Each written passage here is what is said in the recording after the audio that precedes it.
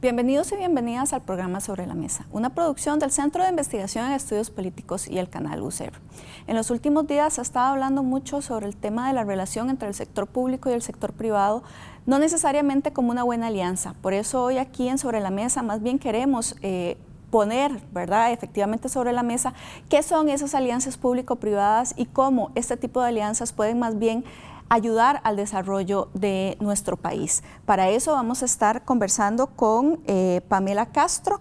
Ella es licenciada en Derecho de esta casa de estudios y además tiene una maestría académica en Derecho Público con doble titulación de la UCR y de la Universidad de Toulouse. Ella es asesora a clientes locales e internacionales en procesos de contratación administrativa, alianzas público-privadas, litigios contenciosos administrativos y procesos administrativos sancionatorios.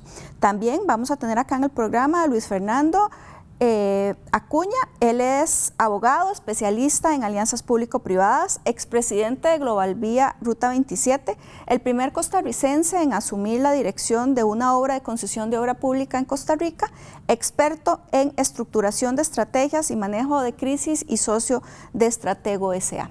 Y bueno, y finalmente vamos a contar con la presencia de Rodrigo Rivera Funier. Él es profesor de la Escuela de Administración Pública de la Facultad de Ciencias Económicas de la Universidad de Costa Rica y consultor en temas de asociaciones público-privadas. Pero para iniciar, vamos a ver entonces la cápsula que nos prepararon para el programa de hoy.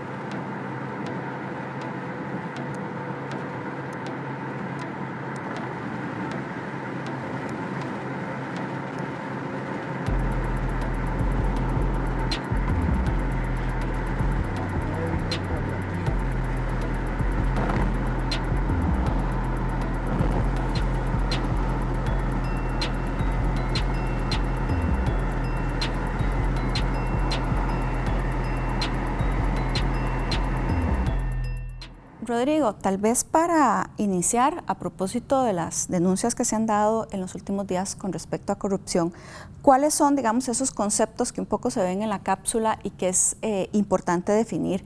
En ese sentido, nos gustaría que usted nos explique cuál es la diferencia entre la concesión de obra pública, la concesión de obra con servicio público y la optimización de activos de infraestructura, que es lo que está en la ley. Bueno, tal vez podríamos decir que el concepto más general es de alianza público-privada, que es un contrato a largo plazo entre un ente privado, normalmente una empresa que tiene un expertise, una capacidad de allegar financiamiento y que está interesada en obtener un lucro, una remuneración por la prestación de servicios, y una entidad gubernamental para proporcionarle un activo o un servicio al Estado, en el que el ente privado asume de manera significativa los riesgos inherentes al proyecto, es responsable de la gestión y que la remuneración de esa entidad privada está vinculada al desempeño. Ahora, la concesión de obra pública Normalmente pues se trata de encargarle a un ente privado, a una empresa privada, ya sea la construcción de estructura nueva, lo que llaman los proyectos de Greenfield, o proyectos ya existentes que se requiere mejorar o mantener, ¿verdad? Entonces son los llamados proyectos Brownfield, que son los... en ambos casos, normalmente lo que se interesa es que la empresa, gracias a su fama, a su solvencia, a su experiencia, consiga el financiamiento, genere una confianza que permita disponer de ese financiamiento. Cuando se le agregan servicios es que la infraestructura que se va a construir se va a usar para brindar un servicio público, como puede ser, no sé, un hospital, una planta de tratamiento de agua. La remuneración puede ser variada, puede ser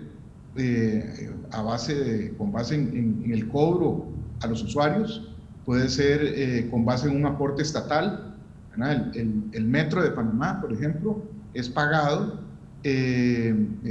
una parte por el usuario y otra parte por el gobierno de Panamá, ¿verdad? Entonces, esas son formas de financiamiento. Luis Fernando, y ya que Rodrigo introduce, digamos, un ejemplo como el de Panamá, ¿cuáles ejemplos, digamos, de alianzas público-privadas existen, digamos, en el mundo que sea relevante poner sobre la mesa, y dónde ha estado la clave de su éxito?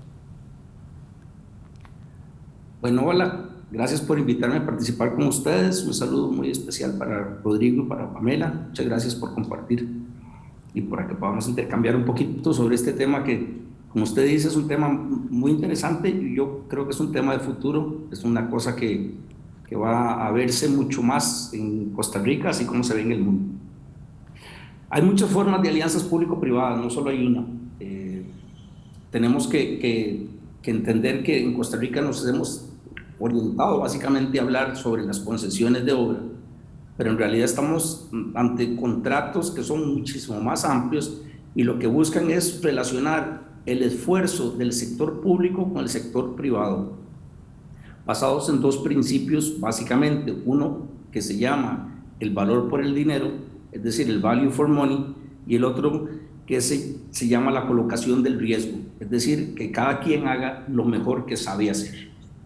En el mundo tenemos muchísimos contratos y muchísimas formas de alianzas público-privadas.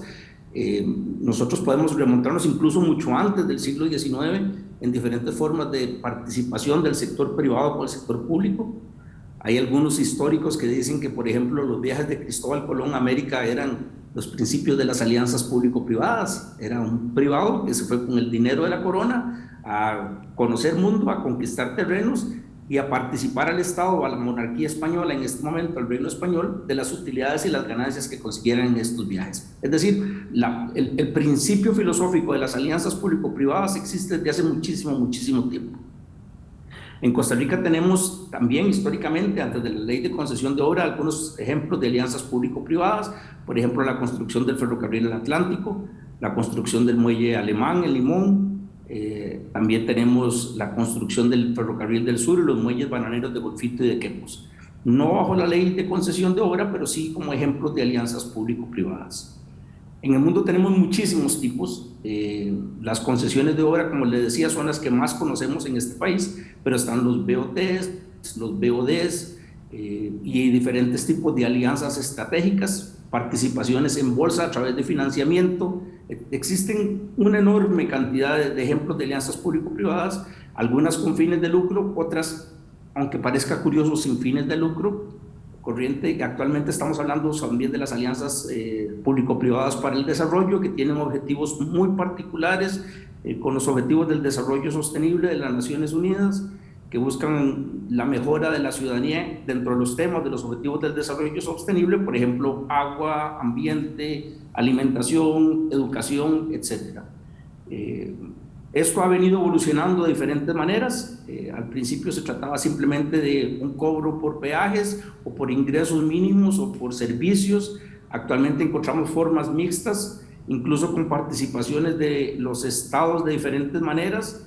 Y si usted me pregunta, la evolución natural de las alianzas público-privadas en Costa Rica deben necesariamente pasar por la participación de capital costarricense, de fondos de pensiones, de asociaciones solidaristas, de fondos cooperativos, para que la participación de las acciones y de las utilidades de las alianzas público-privadas también queden en el territorio nacional y no todas las ganancias, aparte de los impuestos que se dan, queden también en el país y logremos de alguna manera participar en una democratización de la economía. Claro.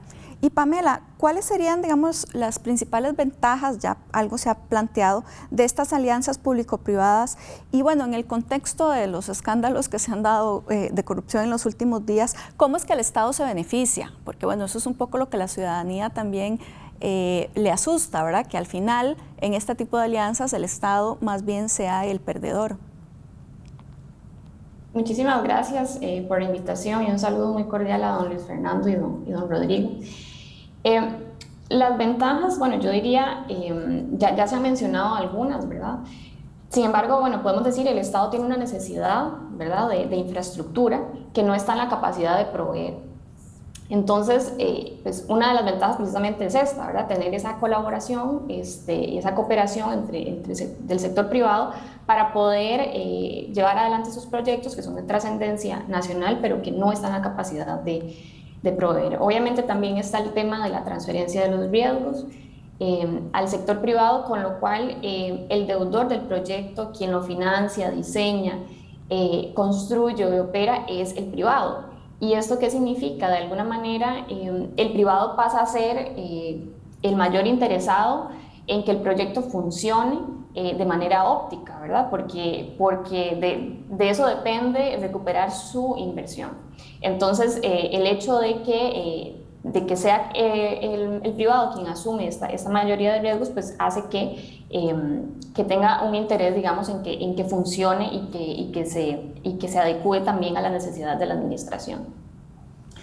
Diría además que, bueno, el Estado, a pesar de esa transferencia, se reserva las potestades de control y fiscalización, así que esa también sigue siendo una de las ventajas.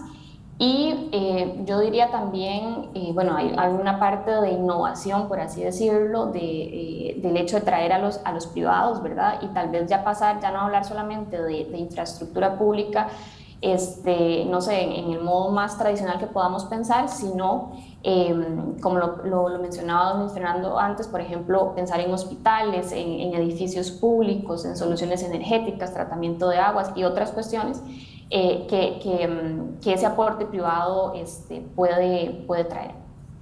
Claro. Marcela, ¿usted me permite un minuto, por favor? 30 segundos antes de ir a corte, ¿sí? Gracias. Nada más para decirle que los escándalos actuales no tienen nada que ver con las alianzas público-privadas ni con la ley de concesión de obra. Vale la pena hacer la aclaración. Los escándalos actuales de corrupción tienen que ver con temas de contratación administrativa de la forma tradicional y contratos de mantenimiento de carreteras, y que vale la pena señalar que no tiene absolutamente nada que ver con estos procesos de contratación de obra pública o de concesión de obra pública. Sí, de hecho es importante esa aclaración. Vamos a un corte, estamos analizando el tema de alianzas público-privadas y ya regresamos.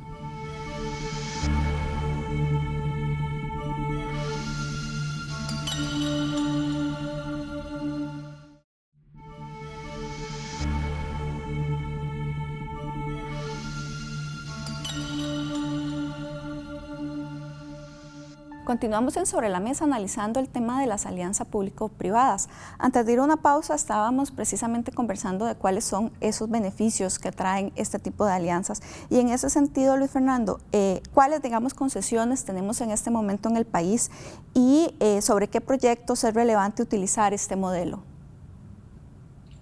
Bueno, tenemos una dificultad operativa en el país, y es que no tenemos un registro único de alianzas público-privadas. Es un tema en el que hemos venido conversando algunas personas y creemos que es absolutamente necesario que nosotros profesionalicemos a los funcionarios públicos costarricenses y el Estado costarricense para que puedan llevarse no solo a las alianzas público-privadas, sino que de una manera muy transparente podamos entender qué proyectos se están llevando a cabo y de qué manera. Entonces, por esa dificultad, a veces es difícil elaborar una lista exacta de cuáles procesos tenemos en el país, porque hay diferentes formas. Tenemos, por ejemplo, los proyectos que hace el ICE con BOTs, esos son unos ejemplos de alianzas público-privadas.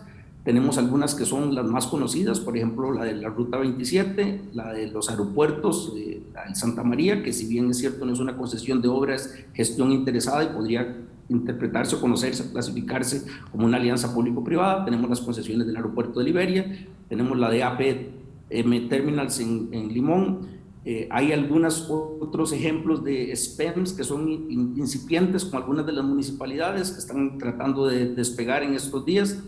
Así es que hay algunos ejemplos.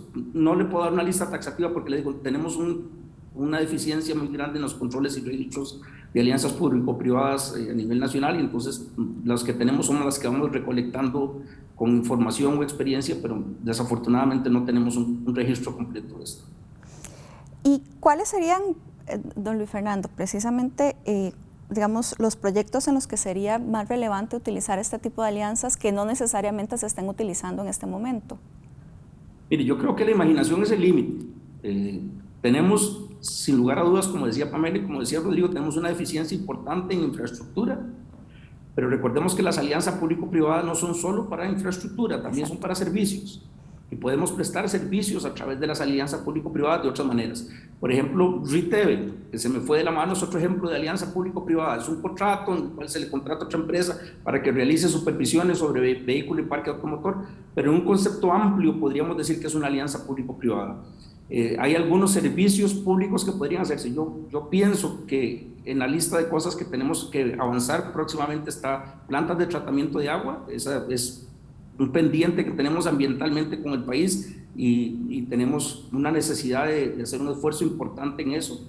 Los fideicomisos escolares que se están haciendo, que tienen un retraso monstruoso en su aplicación, podrían acelerarse grandemente si a través de alianzas público-privadas con el Ministerio de Educación Pública dedicamos a la construcción de escuelas y mantenimiento de escuelas.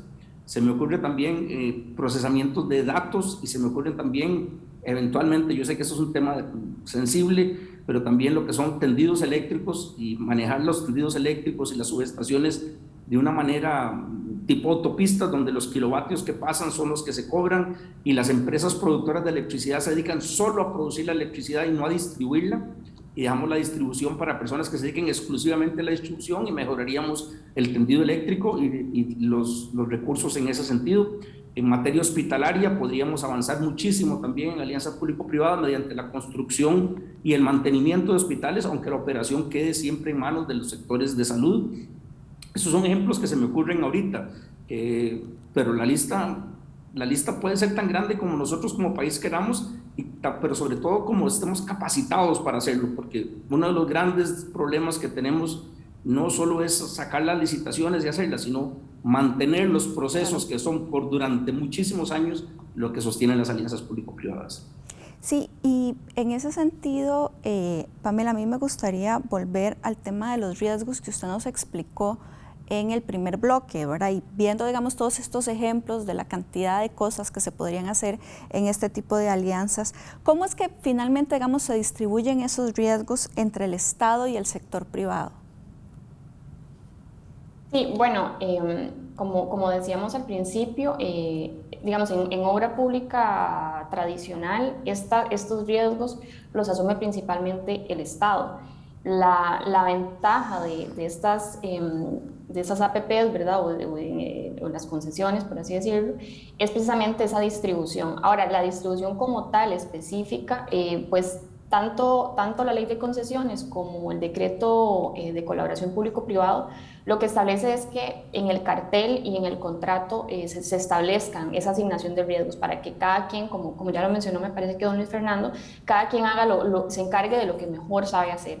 ¿Verdad? Y también entonces que haya una matriz de riesgos bien establecida para mantener esa relación, que es una relación de largo plazo y que es una necesidad de que esto se establezca claramente, tanto en el cartel como en el contrato. Pero me parece que en ambos, tanto por la ley de concesiones como en este decreto que le menciono, lo que se establece es esto, que tanto en el cartel como en el contrato se debe establecer claramente quién hace qué, a quién le corresponde qué. Claro. Y Rodrigo, de hecho, bueno, ya se aclaró que efectivamente las alianzas pueden ser muchísimo más amplias que la concesión, que es lo que normalmente se conversa, pero en ese sentido sí sería importante explicar qué es lo que hace el Consejo Nacional de Concesiones y quiénes lo integran, ¿verdad? Como para poder al final entender, ¿verdad?, cómo es que funciona ese consejo, ¿verdad?, y los tipos de controles que se pueden tener sobre este tipo de concesiones. Bueno, yo pienso que ha faltado claridad en cuanto a los objetivos del Consejo Nacional de Concesiones. Este supuestamente debería ser un organismo técnico que estructure los proyectos, que los identifique, porque los proyectos de alianza público-privada no son antojadizos, sino que tienen que tener, expresar una parte del Plan Nacional de Desarrollo, en donde se haya detectado deficiencias de inversión, deficiencias de capacidad y de expertise nacional y en manos del Estado, y que deban entonces promoverse la participación privada. El Consejo Nacional de Concesiones debería identificar esos proyectos, estructurarlos y ofrecérselos al sector privado. Eso sería en términos generales. La integración de ese Consejo Nacional de Concesiones es el ministro de Planificación, el ministro de Obras Públicas y Transportes, el ministro de Hacienda, el presidente del Banco Central y representantes de la Unión de la UCAEP y representantes de la Cámara de la Construcción y de otros organismos de la sociedad civil. Pero uno de los problemas que tiene ese órgano es que al pedir la presencia de los jerarcas, es imposible reunirlos, o es muy difícil reunirlos, y entonces las sesiones carecen ahí de productividad, ¿verdad? Esto hay que replanteárselo. Además de que hay que replantearse si eso va a ser un ente para promover las alianzas público-privadas, es mejor tal vez que esté ya sea en planificación o en el Ministerio de Hacienda, ¿verdad? Claro, eso era lo otro que le iba a preguntar, porque efectivamente está en el MOP y ya quedó clarísimo que este tipo de alianzas son más, ¿verdad?, van más allá que la infraestructura vial, ¿verdad? Entonces, en ese sentido, efectivamente hay, digamos, una discusión sobre dónde debería estar el Consejo. Sí, hay una discusión, porque la visión que hemos tenido es, como dice don Luis Fernando, ha sido hasta ahora la de concesión de obra pública, ¿verdad?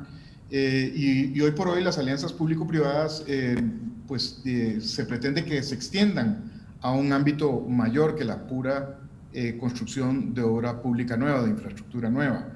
Por ejemplo, una alianza público-privada que me gustaría a mí ver funcionando sería una alianza con un particular que nos dé un proceso de expendio de licencias eficiente y no corrupto como el que existe ahora, ¿verdad? Es una barbaridad que hoy por hoy sea imposible obtener la licencia de una manera fluida y sin problemas, ¿verdad? Que entraña varias cosas, el examen teórico, el examen práctico, el curso teórico, las renovaciones, eso está muy deficiente, ¿verdad? Todo lo que son las pruebas de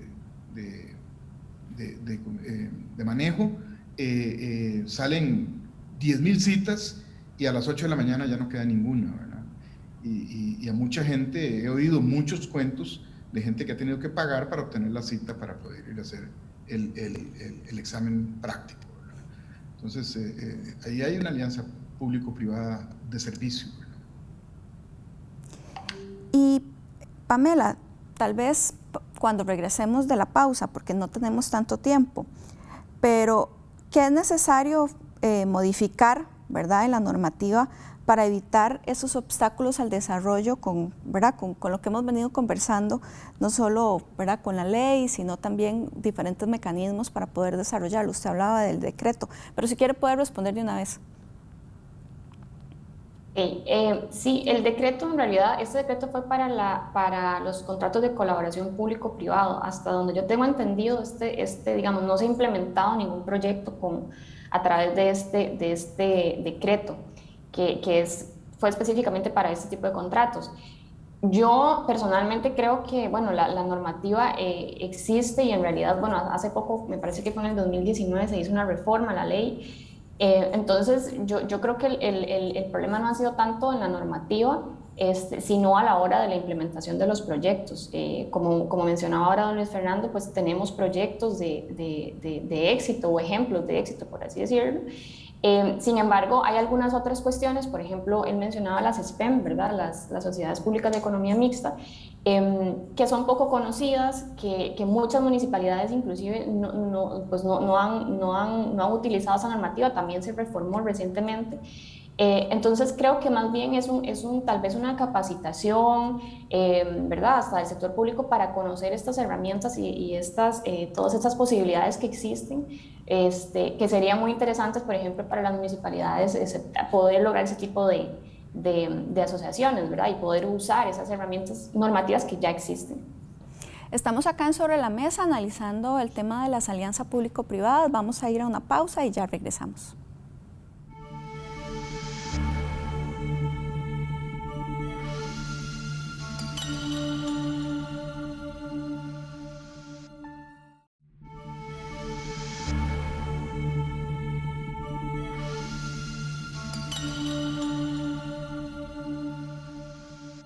Las concesiones, también llamadas alianzas público-privado, son un modelo en donde el Estado contrata los servicios de una empresa privada. En Costa Rica, esta alianza ha tenido auge en la construcción de obras de infraestructura vial.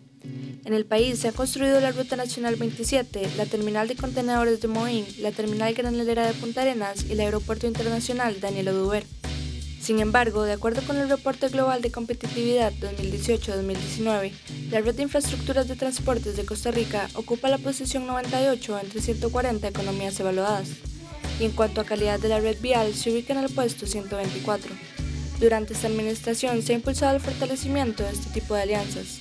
En el 2019, Carlos Alvarado firmó la Ley 9701 de fortalecimiento de modelos eficientes de alianzas entre el sector público y privado, para mejorar la gestión y el desarrollo de infraestructura pública. Actualmente se promueve la modernización de los corredores San José-Cartago y San José-Río Frío, la ampliación de San José-Caldera y el tren rápido de pasajeros. El gobierno ha afirmado que planea aprovechar la figura de la concesión para construir colegios técnicos e implementar escáneres en las aduanas que se ubican en las fronteras del país. Para Alvarado, la construcción de obra pública es una de las mejores formas para hacerle frente a la pandemia, como una manera de generar empleos y dinamizar la economía.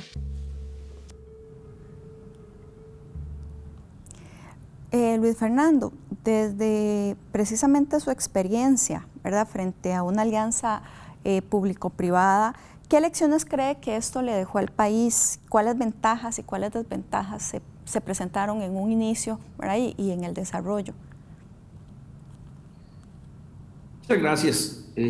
Yo creo que se aprendió muchísimo, y se está aprendiendo muchísimo en el tema de las alianzas público-privadas.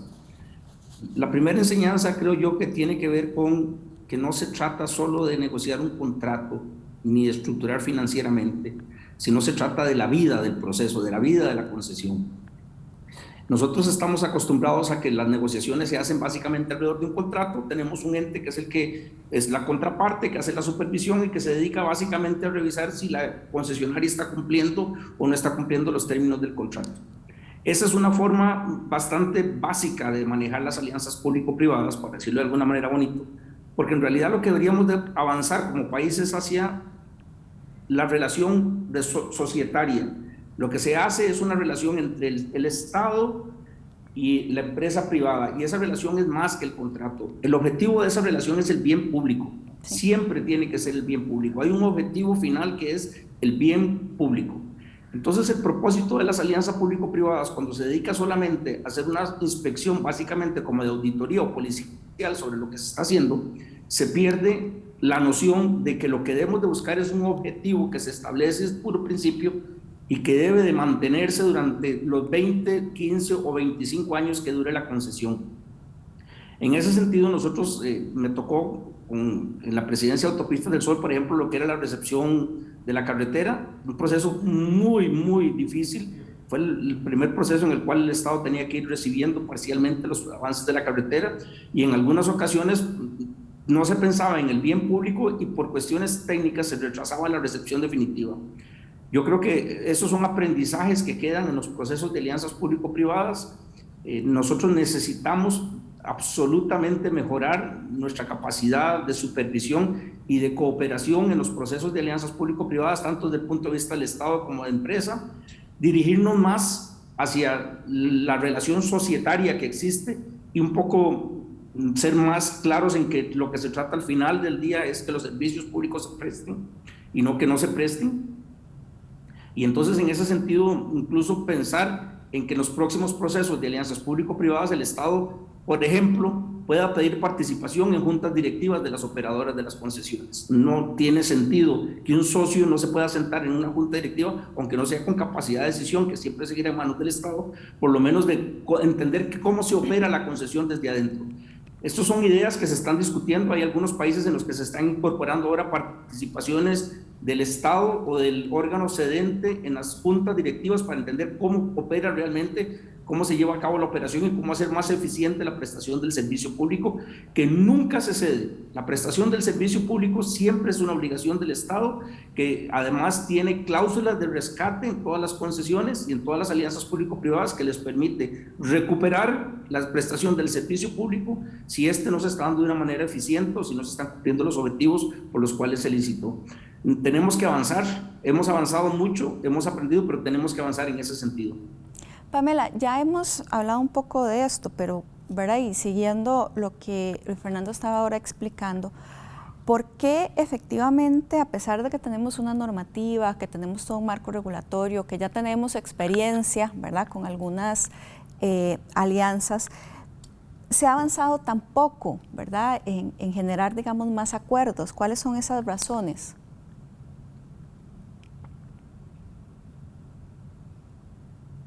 Sí, bueno, nosotros, la ley de concesiones nuestra es del año 98. Yo creo que, digamos, tomó tiempo que el modelo como tal, el modelo de concesiones se consolidara y que lo entendiéramos, digamos, como país. Además, digamos, tomó tiempo también consolidar, digamos, esta seguridad jurídica necesaria para atraer la inversión y establecer confianza. También diría que hubo tal vez, digamos, un tema de la visión de largo plazo, ¿verdad? Que es tan necesaria en ese tipo de proyectos. Tendemos a ser muy cortoplacistas y entonces en ese tipo de proyectos se nos ha dificultado, por así decirlo. Sin embargo, bueno, como lo hemos conversado, sí hay algunos proyectos que han sido de éxito y que en este momento estamos más bien, digamos, tenemos las posibilidades de continuar implementándolos y desarrollando ese tipo de proyectos. Pero yo creo que yo diría que tal vez esta brecha que podemos tener con respecto a otros países, tal vez pueda ser esa visión cortoplacista que hemos tenido y que en ese tipo de proyectos definitivamente necesitamos ver más allá, ¿verdad? Y ver a largo plazo. Sí, Rodrigo, transparencia y rendición de cuentas son dos elementos básicos de cualquier democracia. Sin embargo, digamos, poco se conocen de los detalles, no solo de la negociación, sino también del alcance de los proyectos. ¿Cuáles, digamos, son las tareas pendientes en esta, digamos, materia que le pueda generar confianza a la ciudadanía? Bueno, a mí me parece importante tal vez volver un poquito sobre lo que ya dijimos, y es en el sentido de que lo más importante en las alianzas público-privadas es el diseño. Cómo se estructuran desde el inicio la distribución de riesgos, ¿verdad? Y la estructura financiera del proyecto. Eso nos ha faltado expertise. Nos ha faltado expertise porque no sabemos, hay que tener gente que pueda diseñar estándares de servicio, que pueda diseñar pautas de evaluación, indicadores de evaluación, y eso, en eso tenemos una falencia importante en el Consejo Nacional de Concesiones y en general en el país. Entonces, me parece que todo nace desde el momento en que se diseña el proyecto, se establecen los indicadores, se establecen los estándares de servicio y se pueden constituir entonces desde comisiones de usuarios que vigilen hasta empresas consultoras que estén especializadas en la supervisión de proyectos, cosa que también hemos tenido el problema de que desde el exterior han venido empresas que alquilan el nombre, se asocian con nacionales y la supervisión es deficiente y es de oído, ¿verdad? Y entonces nos ha hecho falta esa expertise, esa capacidad técnica que hay que desarrollar por parte del Estado y por parte también del sector privado. Eso es sumamente importante.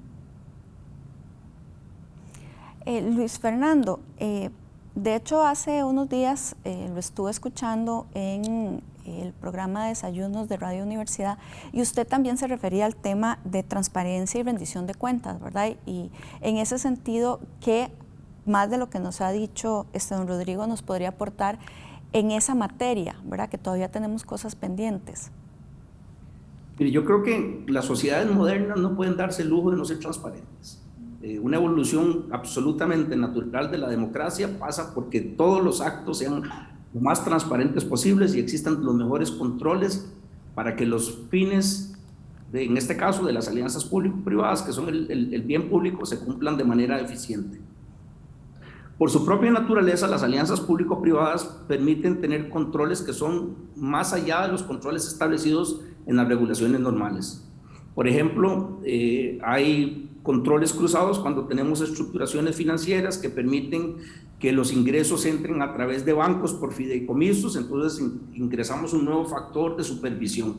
Eso se refiere en cuanto a la recaudación y la recolección de dineros o el rendimiento de obras. No hay nadie más interesado en asegurarse que una carretera esté bien hecha que un concesionario que necesita que la carretera esté abierta durante el plazo de la concesión el mayor plazo posible. Es decir, aparte de la supervisión normal de los órganos estatales, tenemos una supervisión adicional.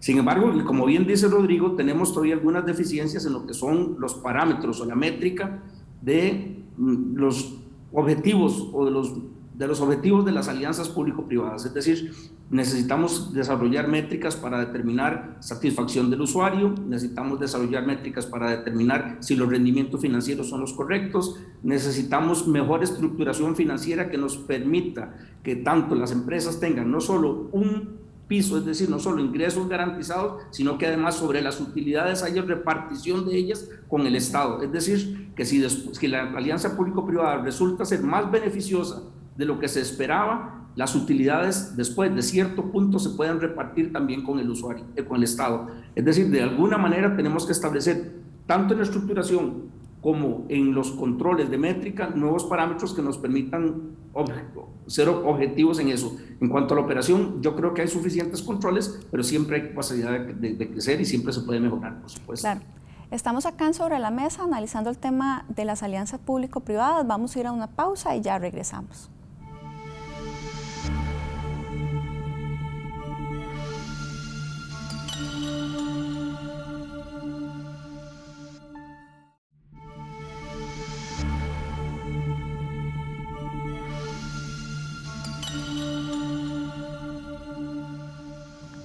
Continuamos en Sobre la Mesa analizando el tema de las alianzas público-privadas. Antes de ir a una pausa, precisamente Rodrigo quería referirse a lo que veníamos conversando sobre el tema de transparencia y rendición de cuentas. Sí, don Rodrigo. Sí, no, nada más destacar el papel del fideicomiso. Los fideicomisos no sustituyen al convenio de alianza público-privada, ni sustituyen a la concesión, ni tienen una vida por sí mismos, sino que son una estructura para ordenar pagos y para dar seguridad a los acreedores y dar seguridad también a los usuarios y al Estado del uso de los fondos públicos. En ninguna concesión de obra pública ni en ningún contrato de alianza público-privada debería recibirse el dinero de los usuarios directamente a la bolsa del contratista, sino que se utilizan fideicomisos que establecen una estructuración de pagos. El primer pago siempre es a la deuda, el segundo pago es siempre a la operación, al mantenimiento, después.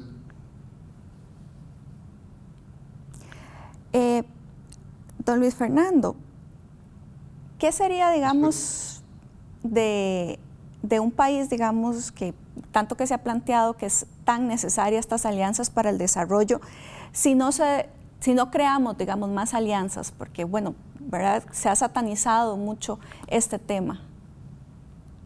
Mire, yo creo que la situación del endeudamiento público del país y de lo que tenemos en los próximos años no nos va a dar muchas opciones diferentes a las alianzas público-privadas, que son las participaciones de capital del sector privado, la participación del sector privado, como lo han hablado don Rodrigo, doña Pamela, en el sector público. Y entonces yo creo que no nos va a quedar más remedio que ser muy eficientes en el manejo de las alianzas público-privadas. Y eso pasa por varias cosas. Una de ellas es asegurarnos primero que nada que existe la voluntad, no solo de utilizarlas de una manera eficiente, sino también de fortalecer los medios que tenemos. No es posible, Rodrigo hacía alusión hace un rato sobre el funcionamiento del CNC. El CNC es de alguna manera un pequeñito consejo de gobierno, tiene 3 ministros y un presidente del Banco Central sentados ahí. No es posible que, aparte de las sesiones de Consejo de Gobierno, ellos se tengan que reunir todas las semanas para tener reuniones de Consejo Nacional del CNC, de concesiones, y que eso les quite parte de su tiempo. Tenemos que buscar alguna manera de dinamizarlo, de flexibilizarlo, pero además de participar más activamente desde el punto de vista de decisiones a través de directrices, a través de decretos, a través de voluntad política para llevar a cabo los proyectos. Nosotros no tenemos muchas otras alternativas salvo ser muy eficientes en esto, y ojalá todos podamos participar y aprender rápidamente este proceso, porque es lo que nos queda para los próximos años. Es la forma moderna de hacerlo. Y Pamela, ¿cómo, vuelvo al tema, digamos, cómo generar confianza en la ciudadanía? Porque efectivamente al inicio del programa, precisamente Luis Fernando aclaraba que los casos de corrupción que se han dado, ¿verdad?, en los últimos días no son alianzas público-privadas, ¿verdad? Pero no le queda clara como la ciudadanía ese tipo, digamos, de diferencias. Entonces, ¿qué se podría hacer? ¿Qué es importante, digamos, para generar confianza y que la ciudadanía entienda que estas alianzas generan desarrollo? Sí, claro. Sí, esta diferencia es importante. Sin embargo, yo diría que tanto los proyectos, digamos, de obra pública tradicional y digamos, bajo la ley de contratación y la ley de concesiones y todos esos proyectos, en todos debe asegurarse, como ya hemos hablado, la transparencia en los procesos, ¿verdad? El acceso a los expedientes, la publicidad de las actuaciones. Digamos, yo creo que es muy importante el involucramiento de los actores interesados, es decir, que los potenciales, digamos, oferentes o proveedores sean vigilantes, ¿verdad? Tanto los proveedores, también la prensa juega un papel muy importante, y la ciudadanía en general, pero yo creo que los actores interesados en cada proceso son también llamados a mantenerse vigilantes. Y hay, digamos, en la normativa, por ejemplo, los recursos, ¿verdad? El recurso de objeción, si el oferente considera o el potencial oferente considera que en un cartel, por ejemplo, está siendo teledirigido, digamos, a una empresa en particular, por ejemplo, o si se considera que se ha violentado la materia, el ordenamiento que regula esas materias. Y es muy importante porque, por ejemplo, en la ley de concesiones, cuando se presentan ese tipo de recursos de objeción, independientemente de lo que se haya objetado o de lo que se le haya dicho a la Contraloría, ¿verdad?, que se le haya advertido, la Contraloría está obligada a revisar el cartel en su integralidad y advertir de cualquier otra cuestión que esté violentando los principios. Entonces creo que eso es muy importante. Y por último diría tener criterios, establecer criterios técnicos de selección claros para evitar las ventajas indebidas. Y Rodrigo, en el bloque anterior algo, digamos, se refirió usted al tema también de participación. ¿Es posible en estas alianzas la participación ciudadana si se plantea, digamos, dentro de toda la dinámica? Sí, claro, claro. Los comités de usuarios, si hay parámetros de servicio que puedan ser vigilados, porque ¿cuál es la vigilancia posible? ¿Verdad? La vigilancia posible de parte de los usuarios no es la contabilidad, no es la auditoría, no es el sistema jurídico, ¿verdad? Es básicamente el servicio, la calidad del servicio que les están dando, y entonces debe haber una descripción clara del servicio que se pretende dar, de los estándares y de los indicadores. Ahí los usuarios y los ciudadanos tienen un gran papel que jugar. Pamela, ¿y digamos, a grandes rasgos, ¿cuáles serían, digamos, los principales retos de este tipo de modelos en el país? Claro, bueno, yo diría que los principales retos son precisamente esos cambios, bueno, los que ya han mencionado don Luis Fernando y don Rodrigo, ¿verdad? Algunas falencias que podrían mejorarse, por ejemplo, en el Consejo Nacional de Concesiones, pero también yo diría, pues, ese tipo de proyectos tiene algunos desafíos en el sentido de que la sociedad va cambiando, las expectativas de los usuarios cambian y las tecnologías cambian, ¿verdad? Entonces, como son proyectos a largo plazo, es a veces difícil prever qué va a estar pasando en cierta cantidad de años y las necesidades que van a haber para ese momento. Entonces, yo creo que ese es uno de los mayores desafíos que presenta este tipo de proyectos, que se puede, digamos, se podría, digamos, hacer frente tomando en cuenta, teniendo una visión más a largo plazo. Luis Fernando, ¿y qué se requiere en el país para fortalecer la buena gestión de este tipo de alianzas? Bueno, en primer lugar, la voluntad. Tenemos que tener voluntad para hacer las cosas. Y nosotros no podemos tener un doble discurso. No podemos, por un lado, tener, por ejemplo, un gobierno diciéndonos que le interesan los temas de alianzas público-privadas y no tiene fortalecido el CNC, que es el órgano regulador. Eso es una contradicción básica. No podemos decir que queremos fortalecer el sistema de alianzas público-privadas y empezamos a repartir en feudos que el INCOP haga su alianza público-privada con el desarrollo de Caldera, que el INCOFER haga su tren urbano sin participación del CNC. Es decir, si nosotros no logramos centralizar la capacidad y el aprendizaje del recurso humano, vamos a seguir teniendo problemas, y entonces lo primero que necesitamos para fortalecer es voluntad, es la voluntad política de decir, nos vamos a comprometer con un proceso, vamos a invertir en recurso humano. No puede ser que el recurso humano sea lo menos importante cuando es crítico en una alianza público-privada, tener ambas partes capacitadas para llevar a cabo el servicio, el bien público. Y eso es lo principal. Después tendremos que hacer algunas modificaciones. Algunas de ellas pueden ser directrices, algunas otras pueden ser decretos, algunas otras pueden ser asignaciones presupuestarias y contratación, y finalmente se requerirán algunas modificaciones de ley. Pero podríamos avanzar muchísimo si iniciamos con la etapa de voluntad política en fortalecer. Rodrigo, ¿coincide usted con esos elementos que son los que hacen falta para fortalecer la buena gestión? ¿Adicionaría alguno? Sí, no, quería mencionar lo que señaló doña Pamela, que me pareció muy importante, y es hacer una relación de largo plazo, y se dan cambios en la realidad, se dan cambios que no son solo producto de los riesgos, ¿verdad? Los riesgos son, por ejemplo, cambio en el costo de los materiales, riesgos arqueológicos, cambios en las tasas de interés, cambios en el tipo de cambio, valga la redundancia. Es muy importante el que existan desde el inicio, desde el diseño del contrato, cláusulas de conflicto, ¿verdad? Cláusulas para solventar los conflictos y poder discriminar, porque uno de los males de la concesión de las alianzas público-privadas en América Latina ha sido la renegociación de los contratos. Hay una tendencia.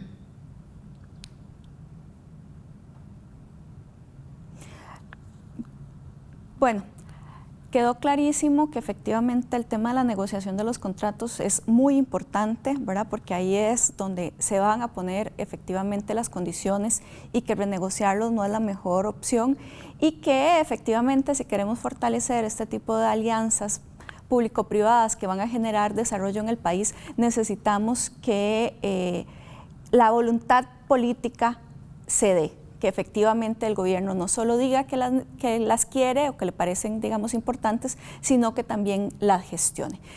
Muchas gracias, Pamela, Rodrigo y Luis Fernando, por estar acá en Sobre la Mesa, y a ustedes en sus casas les esperamos la próxima semana.